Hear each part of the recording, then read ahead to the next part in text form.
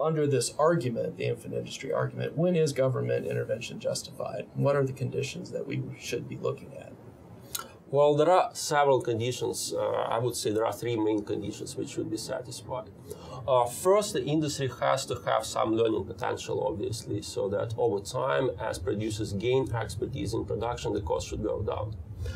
Also, you need some kind of balancing restriction on top of that. For example, during the initial phase, so let me show you the picture.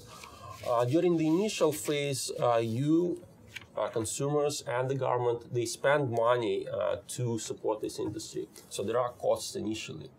And the hope is that the costs would go down sufficiently so that eventually they would go below the cost of, say, conventional energy, and there will be benefits in the future.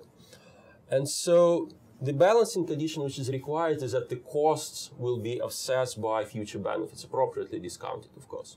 So those first two conditions, learning potential and balancing condition, are called the Mills-Bastable test, or Mills-Bastable dogma. Unfortunately, for the infant industry argument, those are not the only conditions required for the government intervention to be necessary. So even if the industry has learning potential, even if the costs are outweighed by benefits, you do not necessarily need government intervention, because under free markets, private agents, understanding that there are some benefits of investing in this technology, understanding that they will be losing money in the short term, but they would be paid off in the future, they would undertake that investment. And markets would deliver this technology at the optimal point in time, at the optimal rate as well.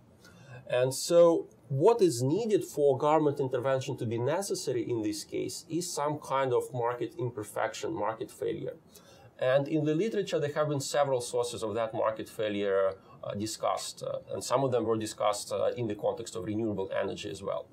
So firstly, sometimes it is argued that private agents do not possess all the necessary information about the benefits of investing in renewable energy. And for some reason, at the same time, it's assumed that government has access to some superior information. And I find that logic very questionable, because who has better incentive to gather information about investment opportunities? Private agents who stand to gain or lose from their investment, or government bureaucrats who face no risks if some projects would go underwater?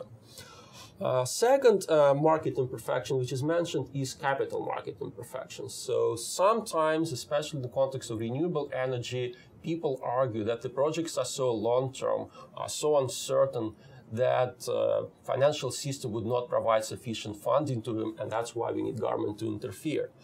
And the problem with that logic, I see, is that it's really strange that the most financially developed system in the world, the United States financial system, for some reason have trouble pricing projects associated with renewable energy. I find this very hard to believe. And so another market imperfection which is also mentioned is learning externalities.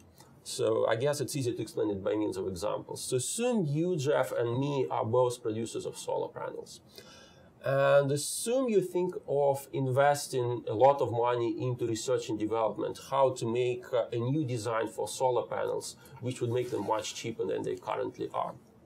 And assume that after you make this investment, another producer, could steal your idea and use it without paying you anything. Then chances are you won't take that investment. And so your innovative activity will be discouraged by this market failure. And so this is potentially where government intervention could have been justified. Problem is that this is so-called free rider problem, is not unique to renewable energy. It is present. It was present in many industries with high research and development content, and as such, markets have already designed ways to solve it. For example, current system of intellectual property rights, patent system in the United States, which many people think is the best in the world, and some people in the profession even argue it may be actually too excessive, too strong protection. So this system guarantees that I, as another producer, could not steal your invention without paying you. So this market failure probably has already been internalized. It's not clear whether we need to do something else on top of what's already been done for renewable energy in particular. Let me go back to the point Sergey made about capital markets, and they look at these projects, and they have a lot of upfront capital requirements and long-term payoffs. And the proponents of government support for that try and make that as a special case. But if you look at the oil industry, it has the same characteristics: very large upfront cost with long-term payoffs and sometimes uncertainty about whether you will hit oil. Off of Nova Scotia, there was a platform built in Hibernia, was the name of the platform, built in the late 90s at the cost of almost $4 billion, which was the price at the time of a nuclear-powered aircraft carrier.